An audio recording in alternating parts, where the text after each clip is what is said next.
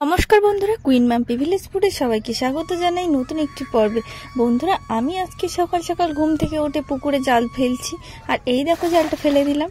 আর এবার তুলে নিচ্ছি, দেখা যাক কি মাছ পড়ে। আর বেসিক্যালি আজকে আমি চিংড়ি মাছ ধরার জন্য পুকুরে জাল ফেলছি। তো দেখা যাক চিংড়ি মাছ পড়ে কিনা। আমরা তো সবসময় পুকুরে এমনি চিংড়ি মাছের বাচ্চা ছেড়ে রাখি, ওই জন্য আমাদের পুকুরে রেগুলার চিংড়ি মাছ হয়। আর এই দেখো চিংড়ি মাছ পড়ে গেছে। আর আমি সব চিংড়ি এতটা ধরে নিলাম। আর এই দেখো কচুর ফুল, আজকে আমার স্পেশাল মেনু কচুর ফুল চিংড়ি।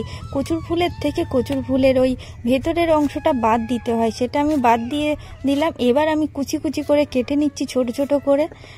আর বন্ধুরা, আমার চ্যানেলে নতুন হয়ে থাকলে আমার চ্যানেলটিকে সাবস্ক্রাইব করে দিও।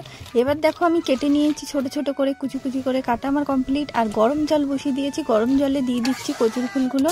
হালকা করে গরম জলে ভাপিয়ে নিয়েছি।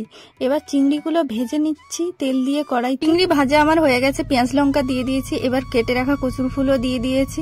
দিয়ে এবার রেগুলার মশলা সব দিয়ে দিচ্ছি।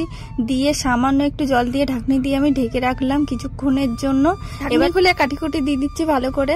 আর জানো তো বন্ধুরা, কচুর ফুল রান্না করতে বেশি সময় লাগে না। আর যাই হোক, আমার রান্না হয়ে যাচ্ছে কমপ্লিট। তোমাদের কেমন লাগলো?